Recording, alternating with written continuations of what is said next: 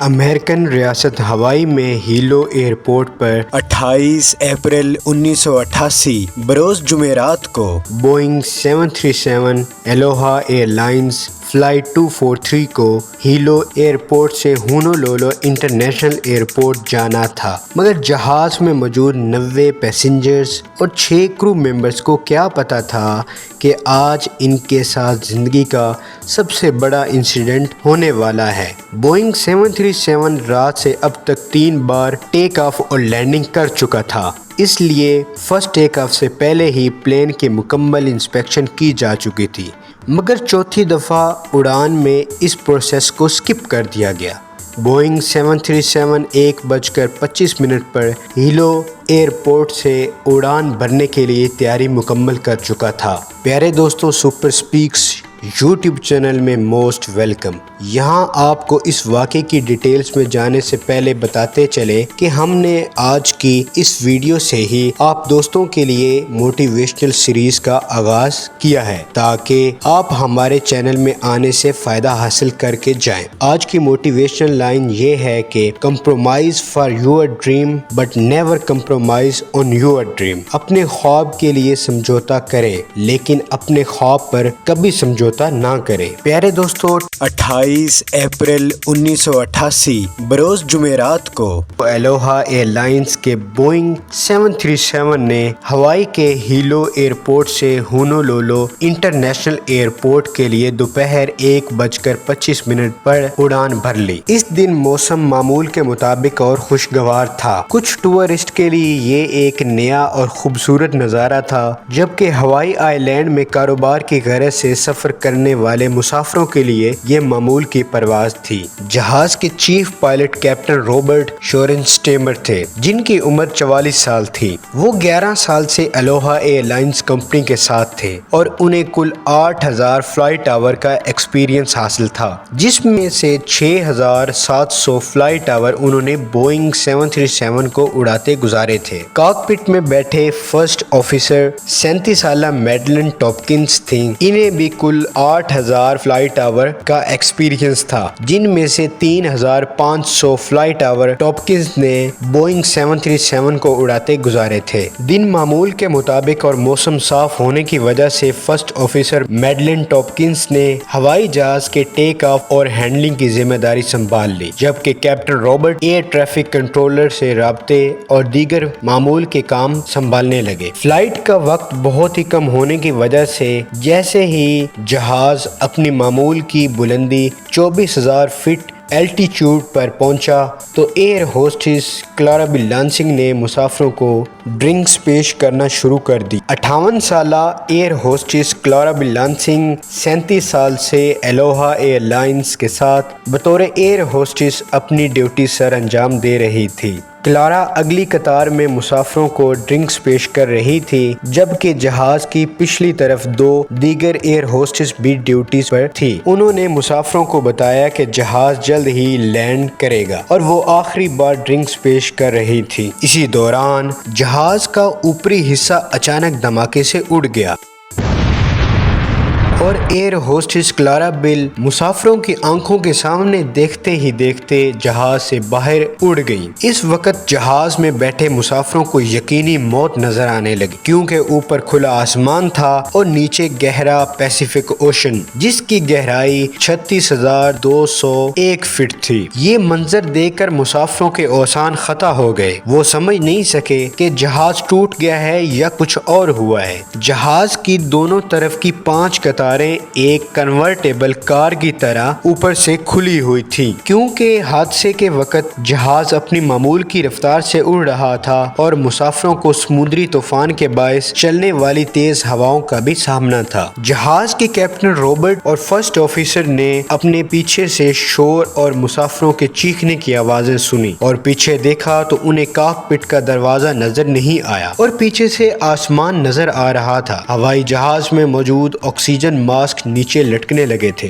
جہاز کے حصے کی چھت ٹوٹنے سے اس میں موجود تاریں، لوہا اور دیگر ملبہ ہوا میں اڑ رہا تھا۔ سامنے والے ٹرین سے ٹکرانے سے کچھ مسافروں کے چہرے اور سر پر شدید چوٹیں آئی تھیں۔ آکسیجن ماسک لٹک رہے تھے لیکن آکسیجن کی سپلائی نہیں تھی۔ اس بلندی پر مسافروں کو شدید سردی لگ رہی تھی اور بغیر آکسیجن کے وہ موت کے قریب جا رہے تھے۔ وہ کاک پٹ میں پائلٹ کی پوزیشن نہیں دیکھ سکے اور جب جہاز آہستہ آہستہ نیچے اتر رہا تھا، مسافروں کا خیال تھا کہ پائلٹ کو کچھ ہو گیا ہے یا وہ حالات پر قابو کھو بیٹھے ہیں اور جہاز سمندر میں گرنے والا ہے۔ اچانک طیارہ فضا میں اس بلندی پر آ کر سٹیبل ہو گیا جہاں مسافروں کے لیے سانس لینا ممکن تھا۔ جہاز کنٹرول میں آیا اور اس نے مڑنا شروع کر دیا، جس کے بعد مسافروں کو یقین ہوا کہ پائلٹ نے جہاز کا کنٹرول نہیں کھویا۔ اس دوران جہاز کے پائلٹ رابرٹ اور فرسٹ آفیسر ٹاپکنز کو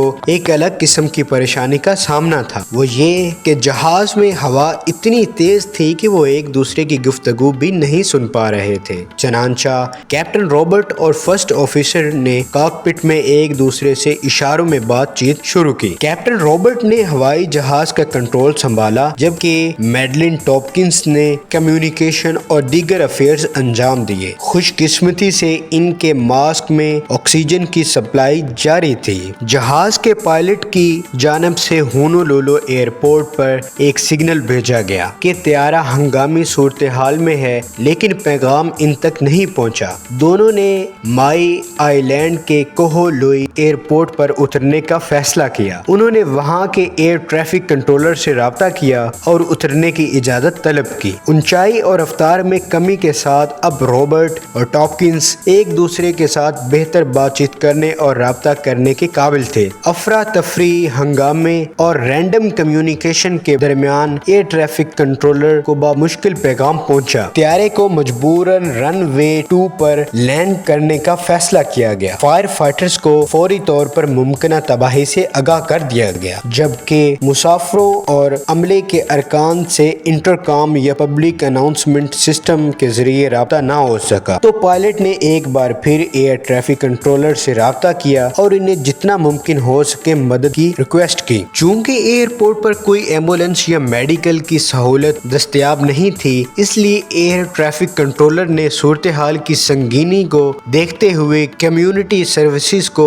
فوری طور پر پہنچنے کی اطلاع دی۔ تیز ہواؤں کے ساتھ اور 3000 میٹر کے 2 پہاڑوں کے درمیان جہاز کو رن وے پر اتارنے کا چیلنج تھا۔ کسی بھی غلطی پر سنگین نتائج کے لیے نیچے ہزاروں میٹر گہرا پیسیفک اوشن تھا۔ جیسے ہی پائلٹ کو رن وے نظر آنے لگا، پائلٹ نے فوراً سامنے کے لینڈنگ گیئرز کو نیچے کرنے کے لیے بٹن دبائے۔ پائلٹ نے دیکھا کہ لیفٹ اور رائٹ طرف کے ٹائرز کھل گئے ہیں لیکن اگلا ٹائر نہیں کھلا تھا۔ عام حالات میں ایسا ہونے سے ہوائی جہاز ایئر ٹریفک کنٹرول کے گرد چکر لگاتا ہے اور نیچے موجود ایئر ٹریفک کنٹرول جہاز کے لینڈنگ گیئرز کا مشاہدہ کرتے ہیں اور پائلٹ کو آگاہ کرتے ہیں کہ آیا اگلے ٹائرز کھلے ہیں یا نہیں، لیکن اس فلائٹ کے لیے ایسا کرنا ممکن ہی نہیں تھا۔ ان حالات میں اگر جہاز گر گیا تو اس کا اگلا حصہ زمین سے ٹکرانے کا خدشہ تھا اور اس وجہ سے جہاز میں آگ لگنے کا خدشہ تھا۔ پائلٹ، فلائٹ اٹینڈنٹ، مسافر، ایئر ٹریفک کنٹرول کا عملہ، فائٹ فائٹرز اور ایئرپورٹ پر موجود لوگوں کی جانے جانے کا خطرہ تھا، مگر کیونکہ جہاز کا کمیونیکیشن کا نظام درہم برہم ہو چکا تھا، اس لیے پائلٹ کو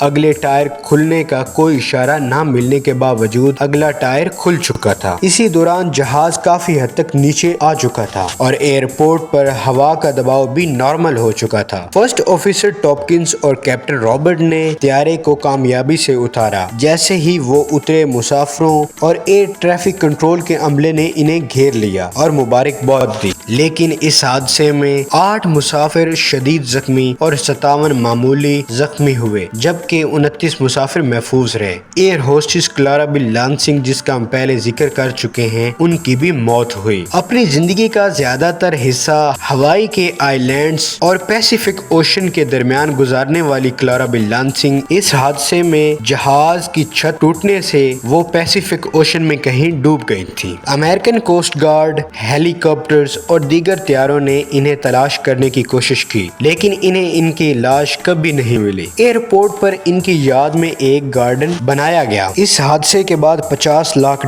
کا ہوائی جہاز ناقابل مرمت ہو گیا تھا اور اسے اسکریپ میں فروخت کر دیا گیا۔ یہ جہاز 1969 میں خریدا گیا تھا۔ یہ بوئنگ کی طرف سے تیار کردہ 737 سیریز کا 152واں طیارہ تھا۔ اس حادثے کی تحقیقات میں کہا گیا ہے کہ جہاز پرانا تھا اور ہوائی کے آئی لینڈز کے درمیان بہت زیادہ سفر کرنے کی وجہ سے بار بار ٹیک آف اور لینڈنگ نے اس کے بیرونی حصے پر دباؤ ڈالا تھا، جس کے بعد ان حصوں کو جوڑ کر رکھنے والے خصوصی پیچ ڈھیلے ہو چکے تھے۔ طیارے نے 35,500 گھنٹے فلائٹ کی اور 99,680 فلائٹ سائیکل مکمل کیے۔ یہ نتیجہ اخذ کیا گیا کہ جہاز کی بیرونی حصے بہت زیادہ دباؤ کا شکار تھے۔ ہوائی کی مرطوب اور سالٹ والی آب و ہوا کی وجہ سے جہاز کے بیرونی حصوں پر لگے پیچ کے گرد باریک باریک دراریں پڑ چکی تھیں۔ چونکہ جہاز کی دیکھ بھال اور مرمت کا کام زیادہ تر رات کو یا صبح سویرے آرٹیفیشل روشنی میں کیا جاتا تھا،